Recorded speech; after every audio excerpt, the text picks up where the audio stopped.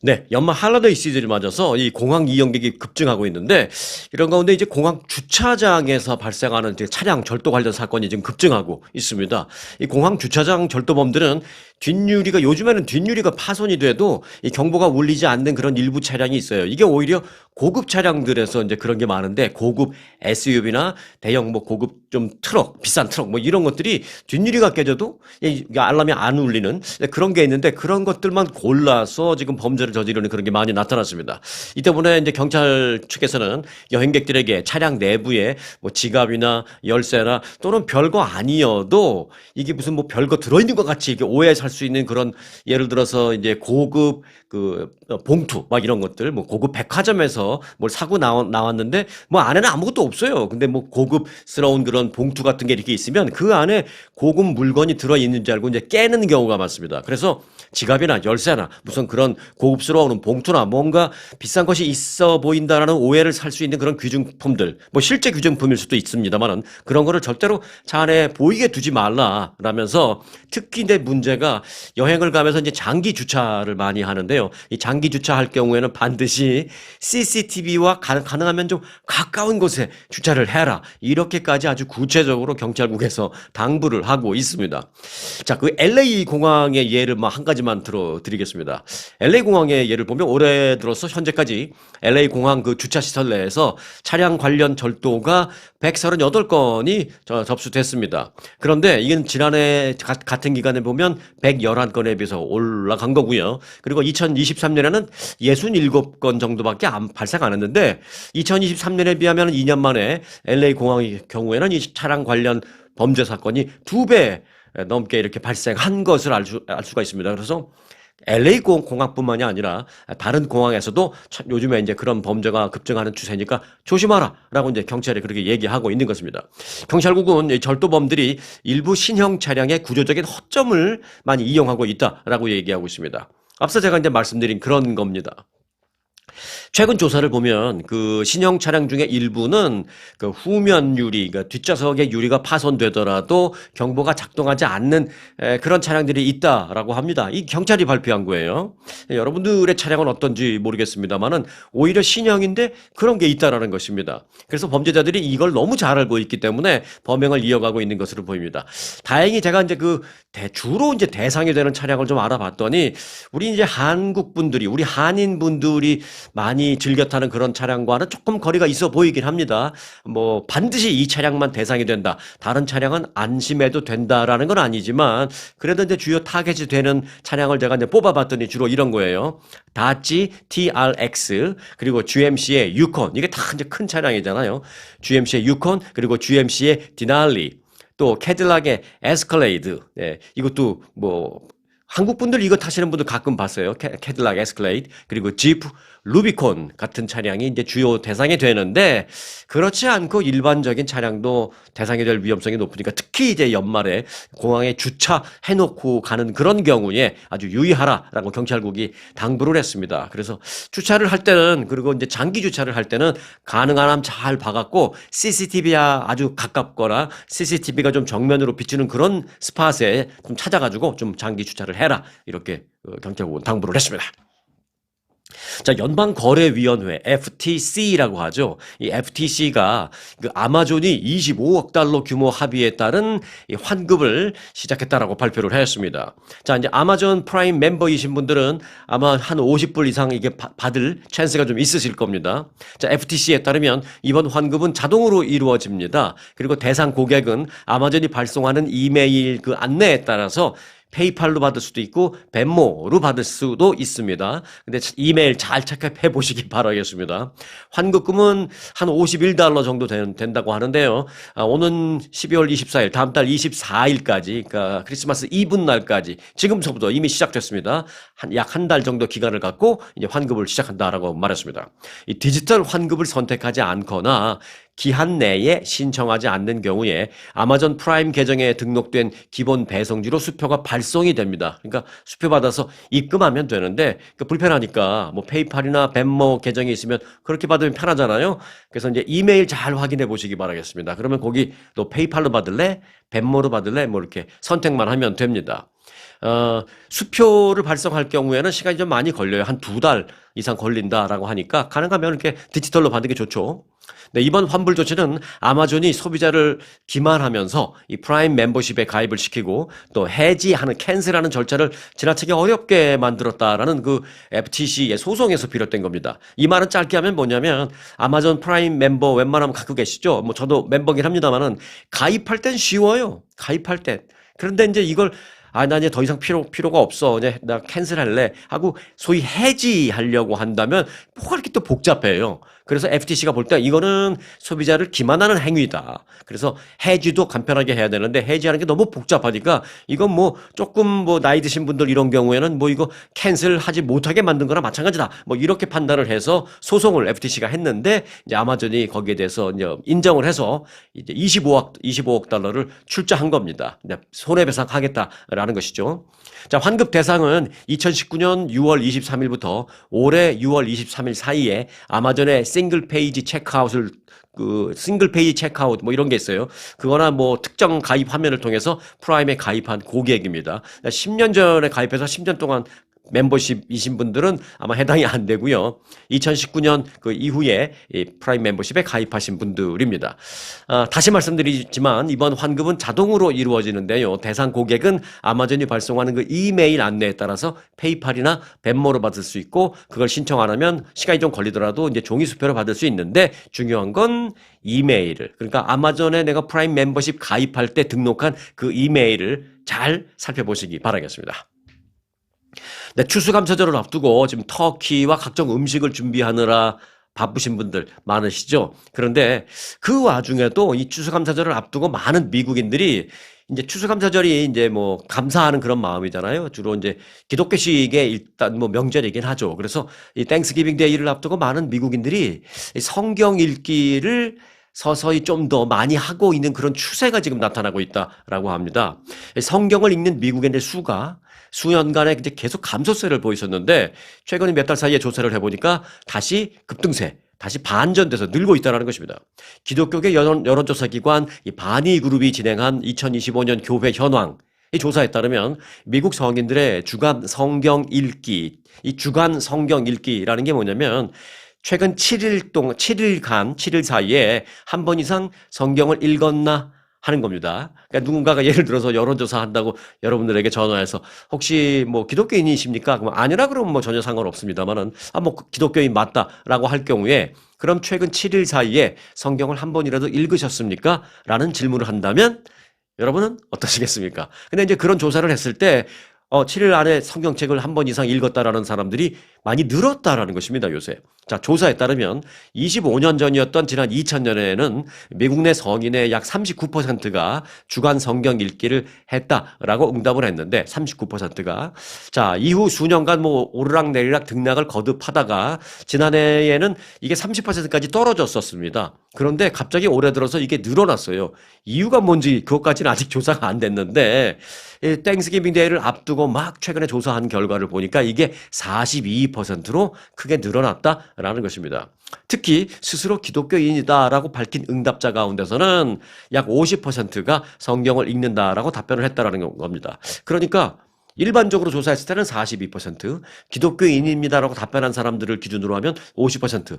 그러니까 저는 이제 여기서 이런 의문이 들더라고요. 그럼 기독교인이 아닌데도 성경을 읽은 사람들이 그 뭐 어느 정도는 있다는 얘기인가? 이제 이런 생각이 들기도 합니다. 여하튼 이 수치는 최근에 10년 사이에 최고 수치라고 합니다. 그러니까 성경 읽는 사람이 최근 10년 사이에 가장 많아진 수치죠. 그런데 조사기관은 특히 이제 젊은 세대에서 이게 늘어났다고 합니다. 그래서 제가 어느 정도 알았어요. 아하, 좀 기성세대는 기독교인인 경우에 성경을 읽지만 젊은 세대인 경우에는 뭐 나는 기독교인이 아니다라고 생각하면서도 성경을 뭐 어떤 이유에서든 그게 뭐 일반 뭐 지혜 뭐 자료 뭐 지혜의 어떤 책 뭐 이런 식으로 생각하고 읽는지 뭐 그 마음은 모르겠습니다만은 젊은 세대 중에서는 비기독교인인데도 성경을 읽는 비율이 어느 정도 있다라는 것입니다. 그래서 하여간 젊은 세대를 통틀어서 조사를 해본 결과 성경 읽는 사람들이 많이 늘었다라는 것입니다. 실제로 밀레니움 세대 그리고 Z세대, Z세대의 성경 읽기가 증가가 뚜렷하게 늘었다라는 것입니다. 자, 밀레니얼 세대는요. 지난해에 비해서 올해 성경 읽은 사람이 16%포인트 상승했습니다. 그래서 밀레니얼 세대는 기독교인, 비기독교인 따지지 않고 최근에 7일 사이에 성경 한번 읽었습니까? 그러면 50%가 예스라고 답변을 했다라는 겁니다. 그리고 이제 Z세대의 경우에는 이 비율이 1년 만에 지난해 30%에서 이번에는 49%로 나타났습니다. 그러니까 뭐 M세대나 Z세대나 뭐 50%, 49%니까 뭐 거의 비슷한 수준으로 성경책을 가끔은 그래도 한 번씩 읽는 그런 추세인 것이 이제 드러났다라는 것입니다. 이게 이제 땡스기빙 데이 연휴를 앞두고 조사된 것이라 조금 더 이제 의미가 있다라고 볼 수가 있겠습니다. 자, 내년부터는요, 미국에 거주하지 않는 외국인이, 그러니까 사실 이건 정확한 표현은 아닙니다. 미국에 거주하더라도 영주권자나 시민권자가 아닌 사람, 이게 아마 정확한 표현일 겁니다. 그런 경우에는 미국의 국립공원을 방문하면 내국인보다 더 비싼 입장료를 내야 한다라는 것입니다. 제가 근데 이걸 좀 설명한 이유가 뭐냐면 미국에 거주하지 않는 그러면 유학생의 경우 또는 뭐 특파원 또는 뭐 통신원 그리고 미국에 일하러 온 주재원 이런 사람들은 그럼 나는 미국에 거주하는 사람이니까 뭐 아닌가 보다라고 생각하는데 아닙니다. 미국에 주소가 있어도 영주권이나 시민권자가 아니면 국립공원 들어갈 때 입장료 꽤 많이 내야 됩니다. 지금보다는. 자, 국립공원을 관할하는 국무부는 어제 이제 국립공원을 1년 동안 무제한 방문할 수 있는 그 애뉴얼 패스 있죠. 그 애뉴얼 패스의 가격을 미국 시민권자나 영주권자의 경우에는 기존 이제 국립공원마다 한 평균 $80 정도 받습니다. 그런데 이게 $80를 영주권자나 시민권자는 그렇게 똑같이 받지만 그 외에 본인이 영주권자거나 시민권자임을 입증하지 못하는 한 이 애뉴얼 패스가 $80가 아니라 $250를 내야 한다라는 것입니다. 또 방문객이 가장 많은 11개 대표적인 국립공원의 경우에는 연간 그 이용권이 없는 비거주자의 경우에 아까 말씀드린 그런 사람들의 경우에는 기본 입장료에 $100를 추가로 내야 됩니다. 그러니까 애뉴얼 패스가 아니고 그냥 오늘 하루 원데이 패스를 끊는데 그게 이제 공원마다 좀 다르죠. 뭐 50불일 수도 있고 99불일 수도 있는데 거기다가 무조건 유학생이나 주재원이나 뭐 이런 사람들 $100를 더 추가적으로 내야 된다라는 것입니다. 이거는 사실 엄청나게 큰 상승폭이죠. 주요 공휴일에 시행을 해온 어떤 무료 입장 이런 것도 이제 가끔 있었는데 그 무료 입장도 시민권자와 영주권자에게만 해당이 됩니다. 그걸 입증 못하면 돈 내고 들어가야 된다라는 것입니다. 자, 이런 입장료 변경은 내년 1월 1일부터 시행이 됩니다. 약 한 달간의 그 계도기간, 공고기간을 거쳐서 내년 1월 1일부터 시작이 됩니다. 비거주자가 내는 그 더 비싼 그 입장료, 그 걷어서 어디다 쓰느냐? 네, 공원의 관리와 또 공원을 아름답게 유지하는데 사용하겠다라고 공원관리국은 발표를 했습니다. 자, 미국의 그런 국립공원은 뭐 몇 개나 될까요? 생각보다 굉장히 많이 있습니다. 사실은 그 집 주변에도 뭐 내셔널 무슨 팍 뭐 이런 게 많이 있어요. 그런 것까지 다 합치면 미국 50개 전체 주에서 한 433개 정도 국립공원이 되어 있습니다. 물론 돈 안 받는 데도 있고 뭐 한 10불, 20불 받는 데도 있지만 유명한 데는 뭐 정말 100불, 200불 받잖아요. 뭐 평균 80불. 그러나 비시민권자나 비영주권자일 경우에는 이제 내년부터는 애뉴얼 패스도 $250로 올라간다라는 것입니다. 이 미국의 433개나 되는 그 많은 국립공원, 물론 거의 뭐 주변 동네 사람들만 가는 데도 있지만 유명한 국립공원은 뭐 해외에서도 찾아오잖아요. 뭐 그랜드 캐년 뭐 이런 데는 해외에서 그거 보러 오는 경우도 많고 또 라스베가스 온 김에 다른 건 몰라도 그랜드 캐년은 가봐야겠다 해서 이제 일부러 가는 그런 경우도 많이 있는데 그렇게 이제 국립공원에 1년에 방문하는 그 방문객 수는 한 350만 명 정도 된다고 하니까 이 입장료 올린 것은 아마 적지 않은 수입이 될 것이다라는 그런 생각이 들기도 합니다. 자, 미국 사회에서 정치인들에 대한 폭력 위협 이게 이제 요즘에 굉장히 증가하고 있습니다. 어떤 정치적인 신념이나 소신 뭐 이런 것도 좀 극과 극으로 요즘 좀 많이 나뉘어져 있죠. 보수이신 분들은 좀 극보수로 좀 가는 경향이 많이 있고 최근에는 또 이제 좀 진보적이다라는 분들은 또 극진보로 많이 가는 경우에서 상당히 이제 대립이 심하고 그런 경우가 있는데 이럴 때 발생하는 게 서로 상대에 대한 어떤 위협입니다. 그래서 지금 그 위협이 상당히 고조돼서 상당히 특히 이제 정치하는 사람들에 대한 불안감이 고조되고 있어서 연방의회에서 지금 특단의 조치를 내렸습니다. 연방 하원이 그 의원들에 대한 경호를 강화하면서 경호를 위해 사용하는 돈을 굉장히 많이 책정해서 개별 의원들에게 돈을 많이 주겠다라고 밝혔습니다.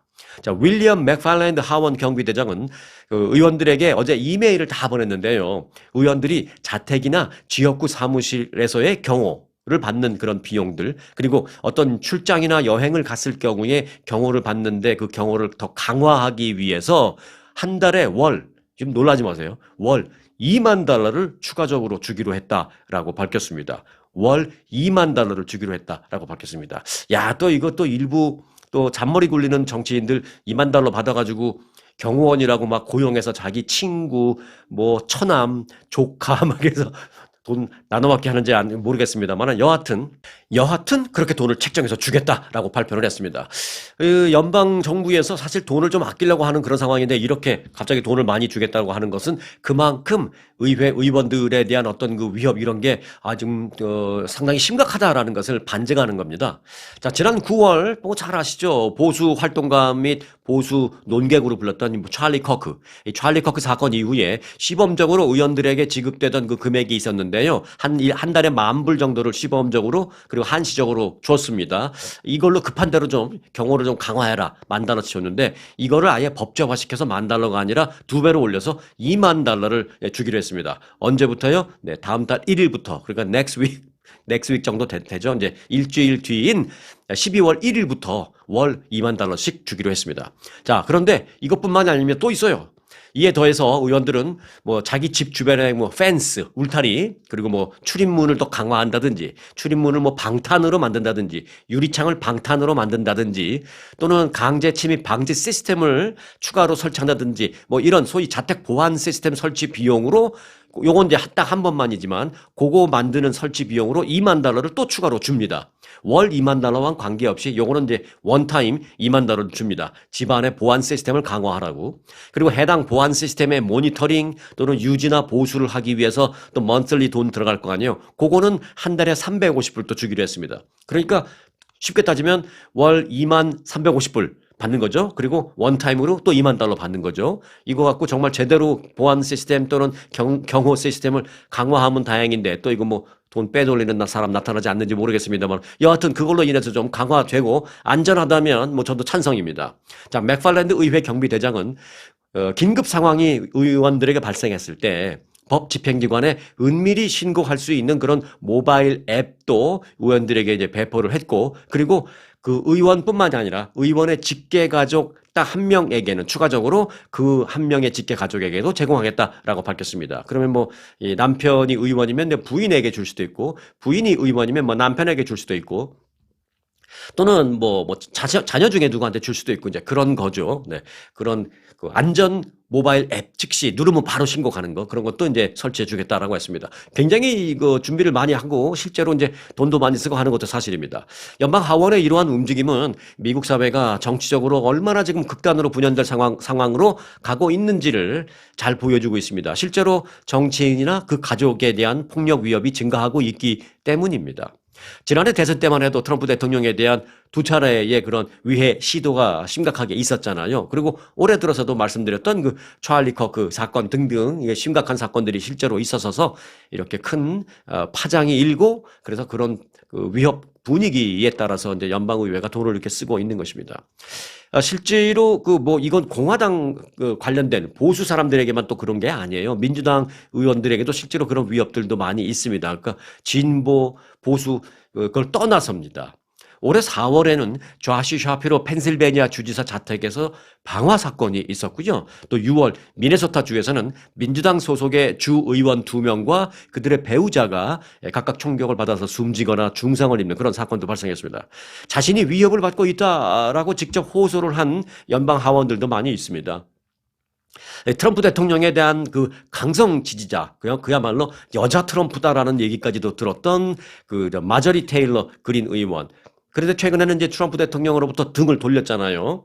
그 그린 의원은 TV 인터뷰에서 트럼프 대통령이 자신을 배신자라고 낙인 찍고 그렇게 배신자로 부른 그 이후부터 사람들이 나에 대해서 극단적이고 아주 심하게 자신의 생명을 위협하는 그런 위협적인 언사, 그다음에 공격적인 이메일, 공격적인 전화 이런 걸 많이 받았다. 그래서 너무 불안하다라고 그 호소를 했습니다. 마저리 테일러 그린 의원이. 자, 그리고 민주당의 그 제러드 골든 하원 의원도 역시 최근에 자신과 가족들에 대한 위협이 빈번해졌다라면서 내년 중간 선거에서 나는 더 이상 정치 의원에 출마하지 않겠다라고 선언을 해버렸습니다. 그래서 그 정도입니까라고 했더니 실제로 나는 최근에 정치 활동을 하면서 그런 위협을 많이 받았다. 그래서 내가 앞으로 이 정치인으로서 나라를 위해서 또는 지역 주민들을 위해서 어떤 일을 올바르게 하는 그런 것도 의미 있다고 생각하지만 그게 나나 내 가족을 위험에 빠뜨릴 만큼 의미 있다고 생각하지는 않습니다. 라고 말하면서 나는 나 자신과 가족들의 신변 안전을 위해서 내년 중간 선거에는 출마하지 않겠다. 라고 선언한 그런 의원들도 있습니다. 이건 이제 방금 전에 말씀드린 건 민주당의 제러드 골든 연방 하원 의원의 얘기였습니다. 그러니까 이제 의회에서 이게 심각성을 알게 되고 이렇게 막 2만 달러씩 그것도 먼틀리로 2만 달러씩 주겠다라고 나서고 있는 그런 상황입니다. 그 돈의 액수가 많다는 데에 저도 한번 놀랬고요. 그렇게 많은 액수를 책정해서 신변 안전 강화에 쓴다라니까 그만큼 지금 심각하구나라는 거에 또 한번 놀랐고 그렇습니다. 트럼프 대통령과 조난 맘다니 뉴욕시장 당선인의 회동이 예상 밖으로 이제 화기애애하게 이제 끝났잖아요. 이제 둘이서 만나서 대화를 나눈 그런 상황에서는 이제 책상과 이제 의자에 앉아서 이렇게 했겠지만 다 끝나고 기자들과 발표할 때는 트럼프 대통령은 이렇게 책상 앞에 놓고 이제 의자에 앉아 있고 요 옆에 조란 맘다니는 서서 이렇게 공손히 이렇게 두 손 양손 모으고 이런 모습이 보이면서 사람들은 많은 생각을 했습니다. 어떤 사람은 조란 맘다니가 왜 저러고 그렇게 쩔쩔매고 있어 이러기도 하다가 또 어떤 사람은 이제 보수 쪽 사람은 트럼프 대통령이 앉아서 이렇게 툭툭 치고 막 쓰다듬기도 하고 그랬거든요. 트럼프 대통령은 갑자기 왜 이렇게 맘다니를 귀여워하는 거야? 양쪽 다 불만이에요. 네. 그래서 양쪽 다 좀 당혹스럽다. 양쪽 다 저 모습 보기 싫어. 이런 사람들이 똑같이 있습니다. 어느 한쪽만 그런 게 아니에요. 트럼프 대통령과 맘다니 당선인의 회동을 지켜본 마가 지지층이 특히 더 불만을 표출하고 있는데 두 사람의 회동 모습을 보면서 상당히 그 비판적인 분위기가 마가에서 많이 나오고 있습니다. 쉽게 말해서 트럼프 대통령이 맘다니하고 악수하고 웃고 그러고 이제 앉아 있었지만 옆에 서 있는 맘다니의 등을 쓰다듬기도 하고 팔을 쓰다듬기도 하고 막 이런 모습 보기 싫다라는 그런 마가 지지층들이 꽤 지금 나타나고 있습니다. 그러면서 어떻게 그런 급진 좌파 사람이랑 트럼프 대통령이 함께 손을 맞잡느냐 이런 반응을 보이고 있는 거죠. 이 마가 진영에 아주 유명 인플루언서가 있는데 로라 루머라는 사람인데요. 그러니까 인스타그램이나 유튜브 이런 걸로 이제 많은 영향을 끼치는 그 이제 극보수 인사 중에 한 명입니다. 아주 유명해요. 로라 루머라는 그 사람은 이제 SNS에 지하디스트 공산주의자가 백악관 집무실에 대통령 책상 뒤에서 떡하니 서 있도록 하는 것은 말도 안 된다라고 말하면서 비판했습니다. 그러면서 오늘 맘다니가 그 백악관 트럼프 대통령 집무실에 함께 있는 것을 보고 나는 진저 에어 한 병을 마셔버려야 했다. 속이 답답해서. 왜냐하면 이슬람 지하디스트들이 우리 정부에 침투해서 아무 반발 없이 아무 저항 없이 그런 이슬람 지하드와 반미에 관련된 그런 모습을 홍보하는 걸 보면서 내가 너무 역겹고 속이 뒤집혀서 나는 한순간에 진저에어를 한 병을 다 마셔버렸다. 이렇게 SNS에 올려버렸습니다. 그러니까 얼마나 속이 터졌는지를 그렇게 표현한 거죠. 그 린다 루머라는 사람은요, 맘다니는 민주당의 최근에 상징적인 인물로 급부상했는데 트럼프 대통령이 그를 너무 띄워주는 것 같다. 그게 마음에 안 든다라고 말하면서 만에 하나 맘다니가 뉴욕 시정을 나름대로 잘 이끌어가면서 뉴욕시의 어떤 성공적인 그런 모습을 보여준다면 그렇다면 트럼프 대통령이 그를 띄워준 거는 아마 치명적인 오류가 될 것이다. 왜? 내년에 중간선거가 있기 때문에 내년 중간선거와 2028년 대통령 선거에서 공화당이 참패할 수 있는 그런 기회를 만들어줄 수도 있기 때문에 나는 그 두 사람의 만남 정말 볼 수가 없다라면서 굉장히 심한 그런 비판을 했습니다. 린다 루머라는 사람은요.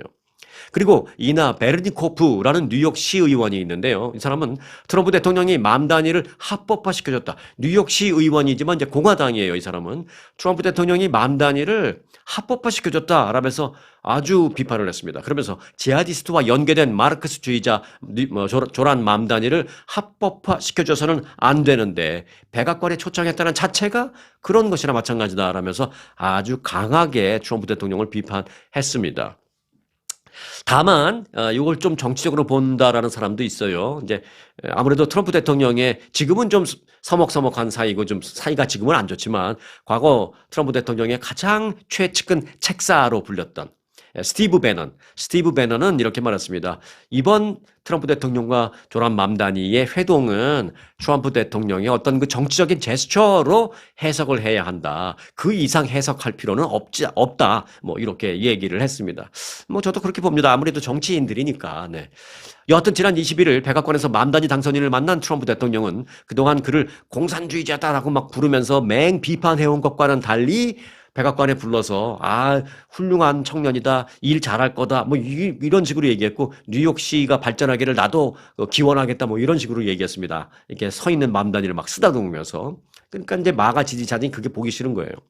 맘다니 당선인도 트럼프 대통령은 그동안 뭐 독재자다, 뭐 파시스트다라고 하면서 이제 굉장히 이제 반격해 왔었습니다만은 그 자리에서는 탁 두 손을 이렇게 모으고 서 있으면서 아주 공손한 자세를 보이면서 감사를 표했습니다. 그러니까 또 이제 극진보 되는 사람들은 또 그 모습이 보기 싫은 거예요. 쟤 왜 이렇게 이러고 있어? 막 이런 거죠. 근데 그것도 불만인 것이었습니다. 자, 여하튼 두 사람 다 양쪽 진영에 좀 급진적인 그 정책적 소신을 갖고 있는 사람들이긴 합니다만은 두 사람 다 어떤 정치적인 제스처였는지 아니면 정치적인 거래였는지는 지금은 아직 분별이 안 됩니다만은 정말 두고 보면 판별 날 것입니다. 자, 그 회동이 어떤 의미였는지는 정말 두고 볼 일입니다. 자, 주요 대형 은행의 그 거래 업체가 해킹 피해를 당해서 이 민감한 고객 정보가 유출됐을 가능성이 지금 제기됐습니다. 그 은행들이 그 해킹 피해를 당한 거 아니라 은행과 거래를 하는 주요 기업이 해킹을 당한 겁니다. 자, 뉴욕 타임스에 따르면 부동산 담보 대출 기술 공급업체인 시터스 AMC라고 있습니다. 이 회사가 최근에 사이버 공격을 받았습니다.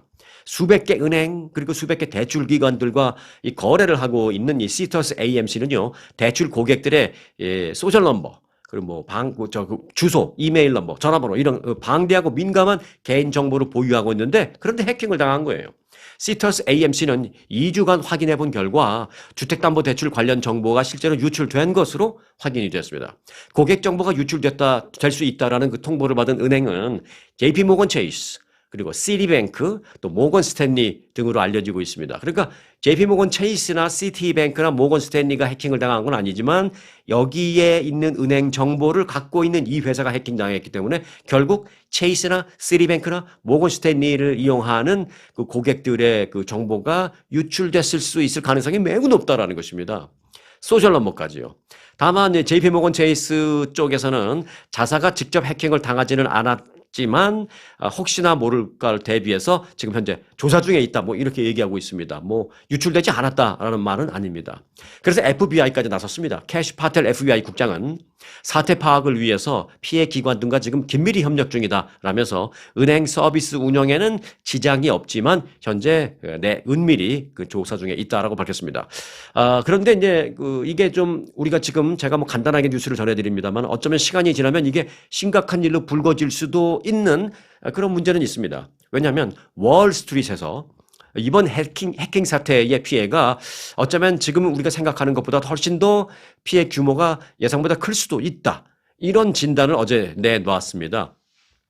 월가가 얼마나 이런 거에 민감해요. 근데 월가가 그렇게 진단한 겁니다. 자, 월가는 시터스 AMC가 은행 내부 운영에 관한 정보도 보유하고 있을 수 있다라면서 단순히 은행 고객 정보 유출을 넘어서는 그 이상의 유출 피해일 수도 있다라고 이제 월가가 그렇게 진단을 했습니다. 자, 그래서 이 문제는 조금 주의 깊게 좀 지켜봐야 됩니다. 그래서 매일 좀 뉴스도 좀 업데이트를 좀 매일 해봐야 되고 이로 인해서 어떤 피해가 구체적으로 나오는지 또 정말 유출된 고객들의 그 바운더리가 있으면 어떤 은행의 고객인지 뭐 이런 게 이제 나올 겁니다. 그래서 나오는 대로 바로 여러분들에게 전해드리고 또 무슨 어떤 그런 예방이나 조치를 취할 게 있으면 뭐가 있는지도 바로 말씀을 드릴 테니까 혹시 구독 안 하고 보시는 분들은 구독해 놓으시기 바라겠습니다. 자, 그리고 끝으로 한 가지 소식을 전해드릴 텐데요. 이 소식은 뭐 이미 여러분들 다 알고 계실 겁니다. 제가 전해드리지 않아도 어떠한 경로로든 여러분들 소식을 다 아마 접하셨을 겁니다.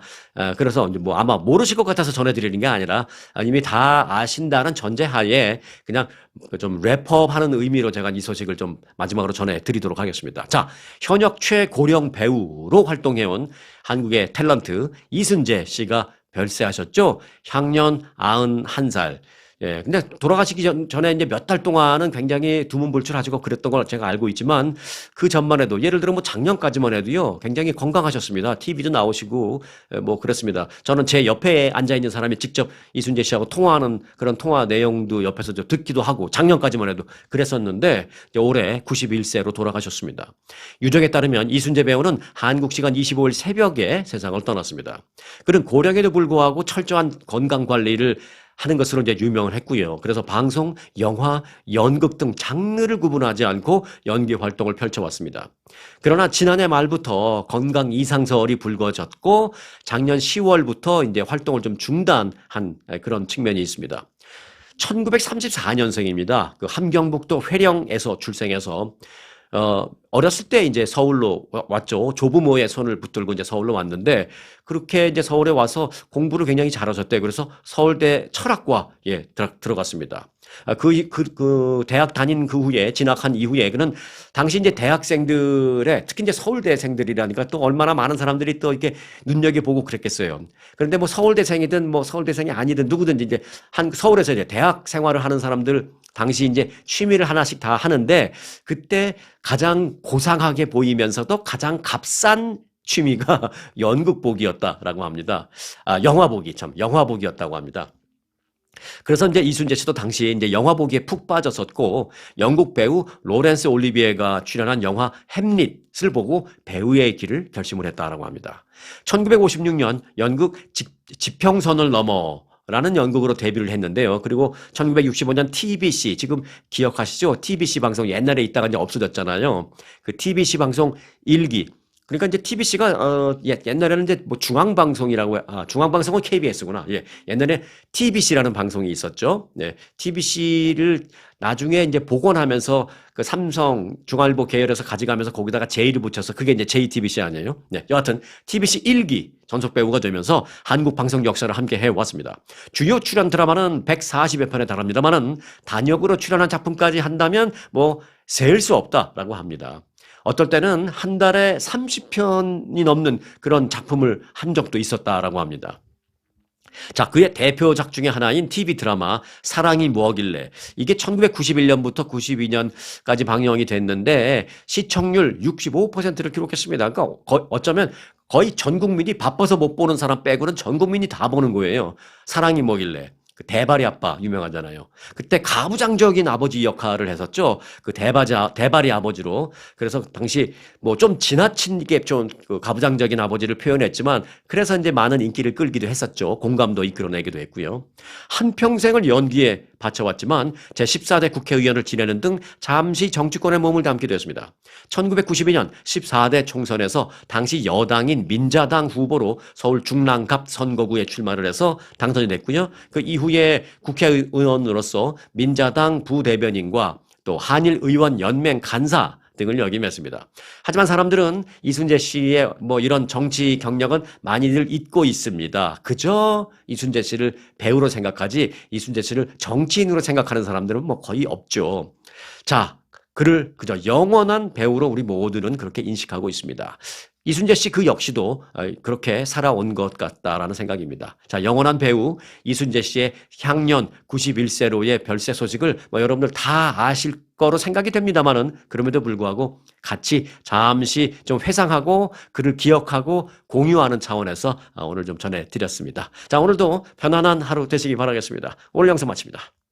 아주 특별한 아주 즐거운 아주 기분이 좋은 아주 편안한 아주 행복한 아주 추억의 남을 같은 코스 같은 일정이라도 추억은 차이가 납니다.